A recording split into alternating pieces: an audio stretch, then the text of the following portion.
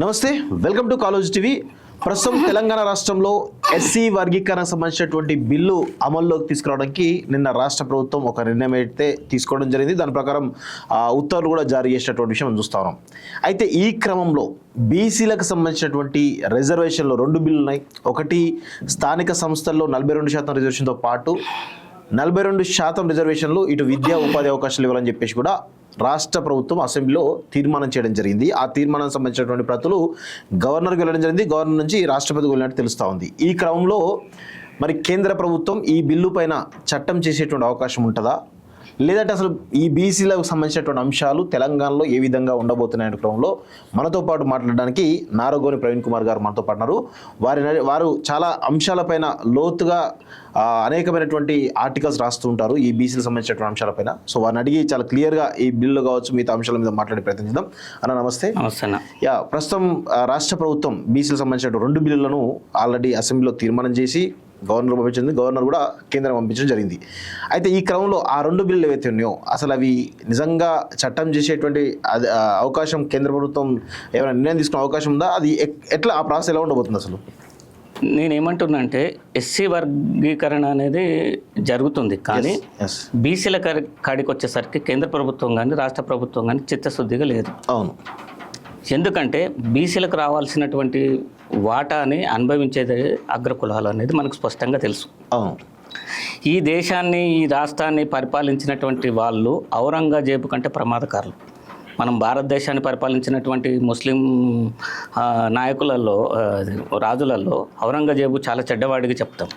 అంతకంటే చెడ్డవాళ్ళు ఈ దేశంలో ఉన్నటువంటి బీసీల బ్రతుకులు సర్వనాశనం చేసినటువంటి నీచ నికృష్టులు దుర్మార్గులు ఈ దేశాన్ని ఈ రాష్ట్రాన్ని పరిపాలించినటువంటి ప్రతి ఒక్కడు, ఏ ఒక్కడు కూడా బీసీల గురించి వాళ్ళ అభివృద్ధి గురించి పాటుపడనే పడలేదు. ఏ పార్టీ కూడా పాటుపడలేదు. అన్ని పార్టీలు బీసీలని మోసం చేసినాయి. ఏ విధంగా మోసం చేసినాయి అంటే, తెలంగాణలో 90 లక్షల రేషన్ కార్డులు ఉంటే అందులో 80 లక్షల రేషన్ కార్డ్స్ కేవలం బీసీలే ఉంటాయి. ఇంకా బీసీలు ఎక్కడ అభివృద్ధి చెందారు?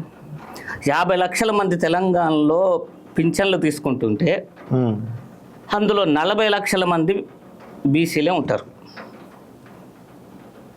16 లక్షల మంది వితంతువులు ఉన్నారు తెలంగాణలో. 16 లక్షల మందిలో 14 లక్షల మంది బీసీలే ఉంటారు. అంటే తాగి చచ్చిపోతే వాళ్ళ భార్యలకు పింఛన్ ఇస్తుంది రాష్ట్ర ప్రభుత్వం. 16 లక్షల మంది వితంతువులు, అందులో 14 లక్షల మంది బీసీలు ఉంటారు. ఇంకెక్కడ ఈ రాష్ట్రంలో బీసీలు బాగుపడ్డట్టు చెప్పండి? ఏ ముఖ్యమంత్రి బీసీల కోసం కష్టపడి బీసీల వెల్ఫేర్ కోసం చేసింది? ఏ బీసీకి ఈ రాష్ట్రంలో పరిశ్రమలు ఉన్నాయి? ఏ బీసీకి ఈ రాష్ట్రంలో విద్యా సంస్థలు ఉన్నాయి? ఏ బీసీకి ఈ రాష్ట్రంలో వైద్య సంస్థలు ఉన్నాయి? చెప్పండి. ఎక్కడైతే దోపిడీ ఉంటుందో, ఎక్కడైతే పైసా ఉంటుందో అక్కడ అగ్రకులాలు ఉన్నారు. ఇవాళ ఫార్మా కంపెనీస్ వాళ్ళే కదా, ఇవాళ హాస్పిటల్స్ వాళ్ళే కదా, ఇవాళ ప్రైవేట్ స్కూల్స్ వాళ్ళే కదా, మరి ఇంకెక్కడ మైన్స్ వాళ్ళే, శాండ్ వాళ్ళదే, మంత్రులలో కీలక పోస్టులు కూడా వాళ్ళే కదా. ఎక్కడైతే దోపిడీ ఉంటుందో, ఎక్కడైతే దోపిడీ చేయొచ్చో అక్కడే వాళ్ళు ఉంటారు.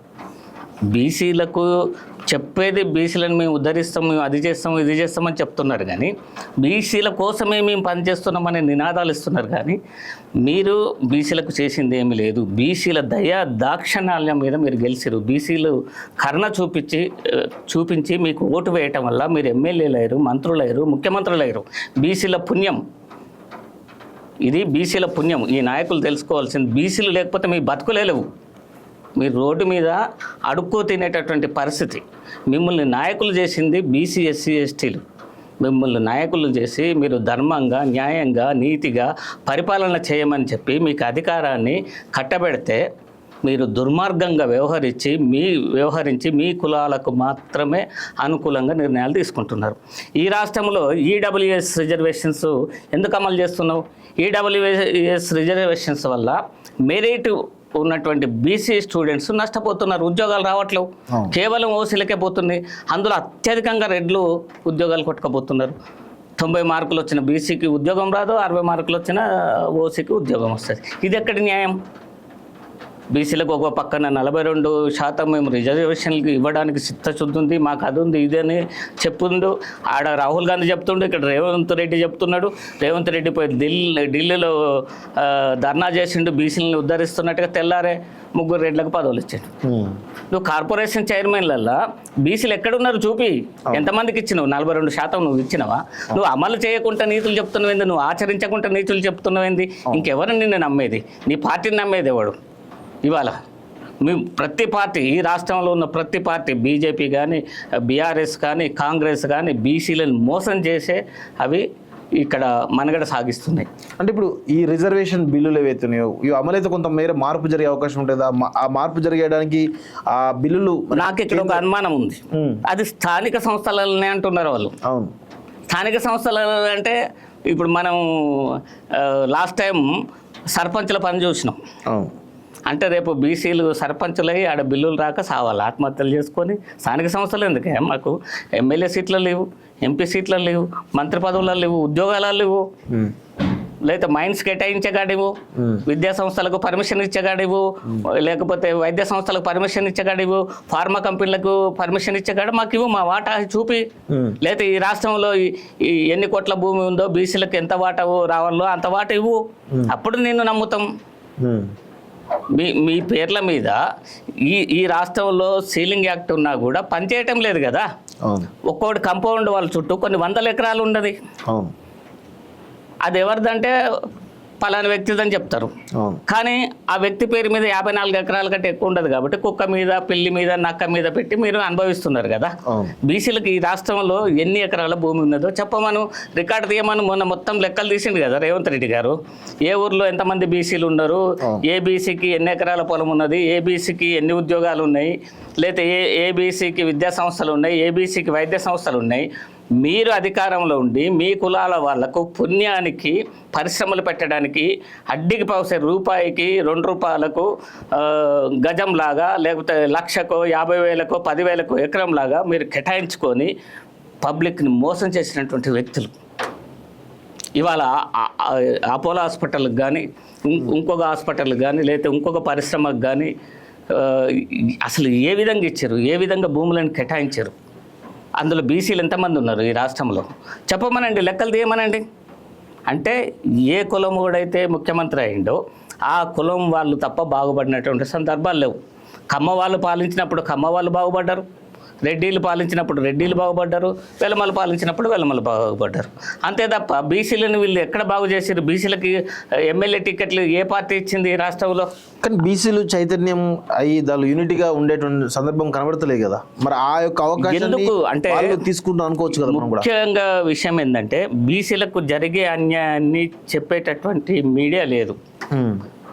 ప్రముఖ మీడియాలో మొత్తం ప్రింట్ మీడియా కానీ, ఎలక్ట్రానిక్ మీడియా కానీ మొత్తం అగ్రకులాల చేతుల్లో ఉన్నది. ఏ రోజు కూడా బీసీల సమస్యల గురించి వాళ్ళు చర్చించినటువంటి దాఖలాలు లేవు. బీసీలకు జరుగుతున్నటువంటి అన్యాయాన్ని ఏ ఎలక్ట్రానిక్ మీడియా చెప్పలేదు, ఏ ప్రింట్ మీడియా చెప్పలేదు. నేను 2000 నుంచి 2012 వరకు ఆంధ్ర తెలంగాణ మొత్తం కొన్ని వందల మీటింగ్లలో మేము పాల్గొన్నాం. 1000 మందితోటి మీటింగ్ పెట్టినాం, 5000 మందితోటి మీటింగ్ పెట్టినాం, 10,000 మందితోటి మీటింగ్ పెట్టినా కూడా ఒక్క టీవీ ఛానల్లో కనీసం స్క్రోలింగ్ రాలేదు, ఒక్క పేపర్లో 2 అక్షరాలు రాలేదు. ఎంతో అవమానానికి గురయ్యేది.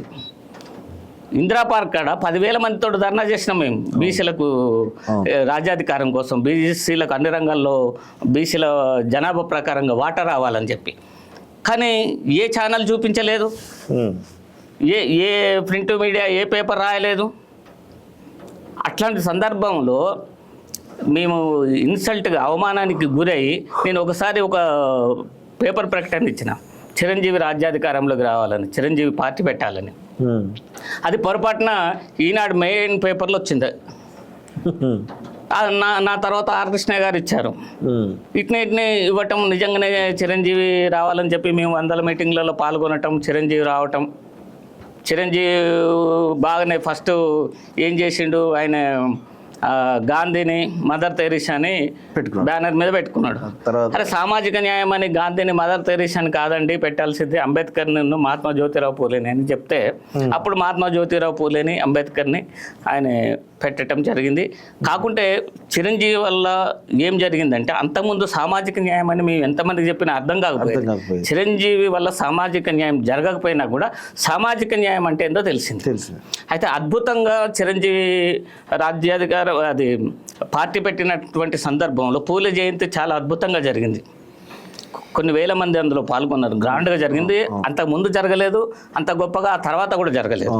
అయితే ఆ సందర్భంగా జర్నలిస్టులు మమ్మల్ని అడగటం జరిగింది, అసలు మీరు సామాజిక న్యాయం అంటున్నారు కదా, బీసీలకు ఎన్ని సీట్లు ఇస్తారని. అప్పుడు మాతో మాకు లీడరు బీసీలకు లీడర్ నారగోని అని ఉండే, విజయఆర్ నారగోని.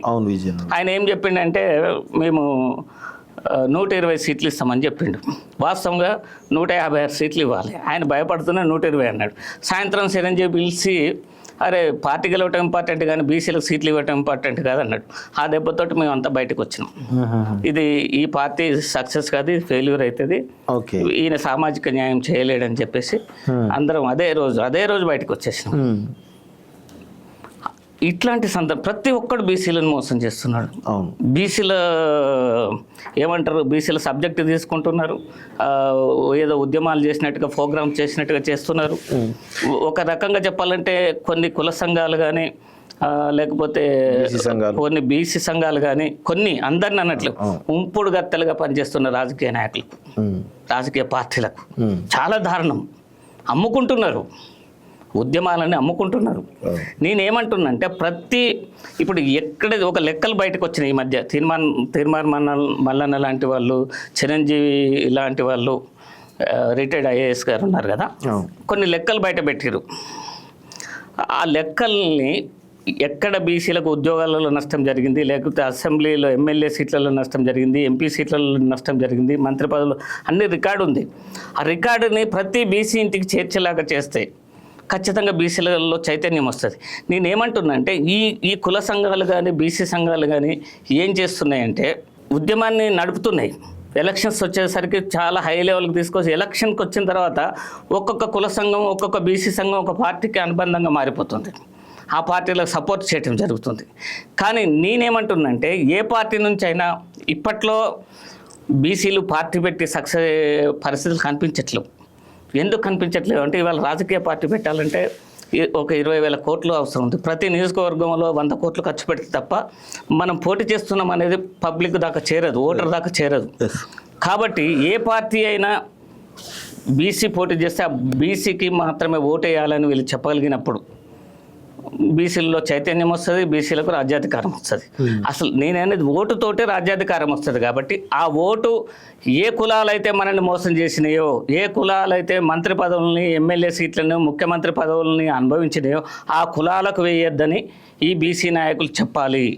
ఎందుకు వేయొద్దు, వాళ్ళు ఏం చేశారు అనేది వీళ్ళు చెప్పగలిగినప్పుడు మాత్రమే బీసీలలో చైతన్యం వస్తుంది. లేకుంటే రాదు. ఇదే విధంగా ఇంకా 100 సంవత్సరాలైనా బీసీలు ఈ రాష్ట్రంలో వెనకబడే పోతూ ఉంటారు. అన్ని రంగాల్లో వాళ్ళకి తీవ్రమైనటువంటి నష్టం జరుగుతుంది. చాలామంది బీసీలు ఇంకా అంధకారంలోనే జీవిస్తున్నారు. వాళ్ళు ఏమనుకుంటున్నారంటే అసలు బీఆర్ఎస్ పార్టీ అంటే మా కోసమే పుట్టింది, అసలు బీఆర్ఎస్ పార్టీ అంటే మాదే అనే ఫీలింగ్లో ఉన్నారు. కొంతమంది బీసీలు కాంగ్రెస్ పార్టీ మా కోసమే పుట్టింది, కాంగ్రెస్ పార్టీలో మేము నాయకులుగా ఎదగలుగుతామనే భ్రమల్లో ఉన్నారు. కొంతమంది బీజేపీ పార్టీ మాదే అని చెప్పి మేము చచ్చిపోతే కూడా ఆ జెండాలే మా శవాల పైన కప్పాలన్నంత ఫీలింగ్లో పాపం అంత నమ్మకంగా ఆ పార్టీలని నమ్మి వాళ్ళకు ఓట్లేసి వాళ్ళని గెలిపిస్తున్నారు. కానీ అక్కడున్న గెలిచేటటువంటి నాయకులకు బీసీల మీద చిత్తశుద్ధి లేకపోవటము బీసీలు అన్ని రంగాల్లో వెనుకబడడానికి మూల కారణం. కానీ ఈ లాస్ట్ కేసీఆర్ పరిపాలన తర్వాత రేవంత్ రెడ్డి సీఎం అయిన తర్వాత ఊరూర వాడవాడ బీసీ చైతన్యం అనేది చాలా పెరిగిపోయింది వాస్తవంగా.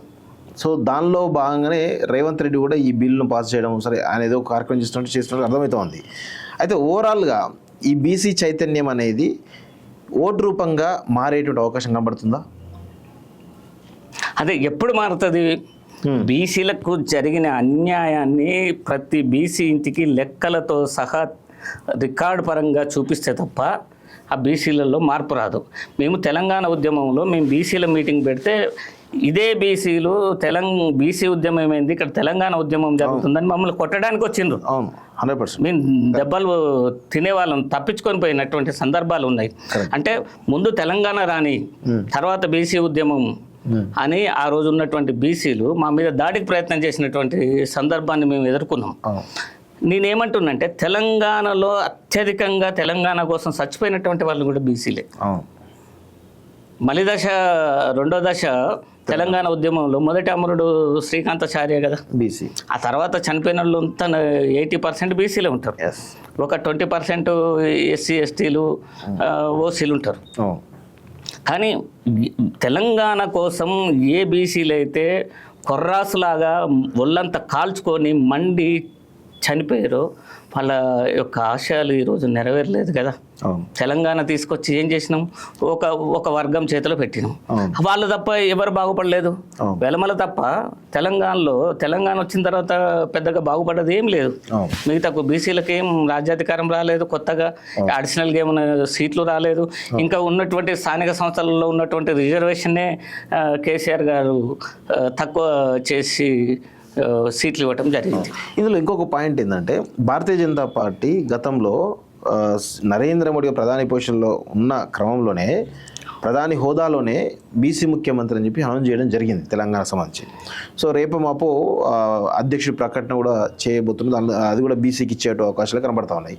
సో ఈ క్రమంలో బీసీలను ఎక్కువగా భారతీయ జనతా పార్టీ ఓన్ చేసుకుంటుంది అనుకోవచ్చా? నేనేమంటున్నంటే ఈడబ్ల్యూఎస్ తీసుకొచ్చి బీసీలను మోసం చేసింది బీజేపీ కదా. ఈడబ్ల్యూఎస్ ఇక్కడ అమలు అవుతుంది కదా తెలంగాణలో. ఈడబ్ల్యూఎస్ వ్యతిరేకంగా ఏ బీజేపీ లీడరు ప్రకటన చేయలేదు కదా. ఈడబ్ల్యూఎస్ వ్యతిరేకంగా ఉద్యమం చేయలేదు కదా. ఇంకెట్లా నమ్మాలి? బీసీ ముఖ్యమంత్రి అయితే క్యాండిడేట్గా ప్రకటిస్తే ఏంది, లేదా అధ్యక్షుడిగా ప్రకటిస్తే ఏమయ్యేదే ఉంది? దాంతో ఒరిగేది అది వాళ్ళకు ఏదో అధ్యక్ష పదవులు ఇస్తానో లేకపోతే ముఖ్యమంత్రిగా మేము చేస్తామని ప్రకటిస్తానో కాదు కదా. చిత్తశుద్ధి లేదు కదా. మీరు ప్రాక్టికల్గా చూపించట్లేరు కదా. ప్రాక్టికల్గా నువ్వు చూపించినప్పుడు నువ్వు 42% ఎమ్మెల్యే టికెట్లు ఇచ్చినావు పోయినసారి, ఇవ్వలేదు కదా. రేపు ఇస్తావు అనేది గ్యారంటీ ఏముంది? ఇప్పుడు ఈ విషయాలన్నీ కూడా బీసీలకు అర్థం కావట్లేదంటారా? అర్థం కాకనే కదా బీసీలు వాస్తవంగా సబ్జెక్టు ఏం జరుగుతుంది అనేది బీసీలకు తెలియకనే. తెలియజెప్పే వాళ్ళు లేరు, తెలియజెప్పే మీడియా లేదు, తెలియజెప్పే ప్రింట్ మీడియా లేదు, ఎలక్ట్రానిక్ మీడియా లేదు. ఏ పేపర్ రాయదు బీసీల గురించి, బీసీలకు జరుగుతున్నటువంటి అన్యాయం గురించి. మొన్న ఒకరిద్దరు మండలిలో కానీ అసెంబ్లీలో కానీ అంకెలు చెప్తుంటే ఒక్కొక్కరు ఆశ్చర్యపోతున్నారు. ఇంత నష్టం జరిగిందా, ఇంత అన్యాయం జరిగిందా బీసీలకు. కానీ కొంతమంది అవి చూసినటువంటి వాళ్ళే పాపం ఏదో పొలం పనులకు పోయి లేదా కూలికి నాలికి పోయి చిన్న చిన్న ఉద్యోగాలు చేసుకునేటటువంటి బీసీలకు ఇంకా తెలియదు కదా. వాళ్ళ దాకా చేరినప్పుడు మాత్రమే బీసీల్లో చైతన్యం వస్తుంది, బీసీల్లో ఓటు ఎవరికి వేయాలనే తెలివితేటలు వస్తాయి. అప్పుడు మాత్రమే బీసీలకు రాజ్యాధికారం వస్తుంది. వీళ్ళు ఏం చెప్తున్నారంటే ఎంతసేపు మన ఓటు మనమే వేసుకుందాం, లేకపోతే ఇంకేదో అన్ని ఈ డైలాగులను పనికిరావు. స్ట్రైట్ అవే చెప్పాలి. అయ్యా, ఈ రాష్ట్రాన్ని పరిపాలించింది రెడ్లు, వెలమలు, కమ్మలు. ఈ 3 కులాలు మనకు ద్రోహం చేసినాయి, మోసం చేసినాయి, రాజ్యాధికారంలో వాటా ఇవ్వలేదు, విద్యా సంస్థల్లో వాటా ఇవ్వలేదు, వైద్య సంస్థల్లో వాటా ఇవ్వలేదు, కాంట్రాక్ట్స్లో వాటా ఇవ్వలేదు, అన్ని రంగాల్లో మనల్ని మోసం చేసినాయి. కాబట్టి వాళ్ళకు ఓటు వేయద్దు, మనం బీసీలకు ఎస్సీ ఎస్టీలకు మాత్రమే ఓటు వేద్దామని చెప్పమనండి. ఒక బీసీ నాయకుని ఒక స్టేజ్ మీద, ప్రతి స్టేజ్ మీద ఈ ప్రకటన చేయమనండి. ఇప్పుడు లెక్కలు ఉన్నాయి కదా, బయటకు వచ్చినాయి కదా, కొంతమంది లెక్కలు తీసిరు కదా. ఇగో ఇవి చేసిరు కాబట్టి ఇగో ఈ 3 కులాలకు ఓటు వేయద్దు, ఇగో ఈ రెడ్లు పరిపాలించరు, ఇగో ఈ వెలమలు పరిపాలించరు, లేకపోతే ఈ యొక్క కమ్మలు పరిపాలించరు, వీళ్ళ వర్గాలను మాత్రమే వీళ్ళు బాగు చేసుకున్నారు, వీళ్ళ వర్గాల చేతుల్లోకి వైద్య సంస్థలు పోయినాయి, విద్యా సంస్థలు పోయినాయి, ఫార్మా కంపెనీస్ పోయినాయి, బీసీలకు ఏమీ లేవు, వీళ్ళు అన్యాయం చేశారు, రాంగ్ రూట్లో వాళ్ళ కులాలను బాగు చేసుకున్నారు అనేది వీళ్ళు చెప్పగలిగినప్పుడు కదా. సామాన్య ఓటర్ దగ్గరికి సబ్జెక్టు పోయినప్పుడు మాత్రమే ఓటర్లో చైతన్యం వస్తుంది. నాయకుల్లో చైతన్యం వచ్చినంత మాత్రం ఉపయోగం ఏమిటి? ఈ క్రమంలో ఒక బీసీ పొలిటికల్ పార్టీ తెరపైకి ఎందుకు రావడం లేదు? తీర్మానం మల్లన్న గురించి చెప్తా ఉన్నారు, చిరంజీవి గురించి చెప్తా ఉన్నారు, ఆర్ కృష్ణ గురించి చెప్తా ఉన్నారు, ఇంతమంది చాలా మంది లీడర్లు కూడా ఉన్నారు, అన్ని పార్టీలు కూడా ఉన్నారు.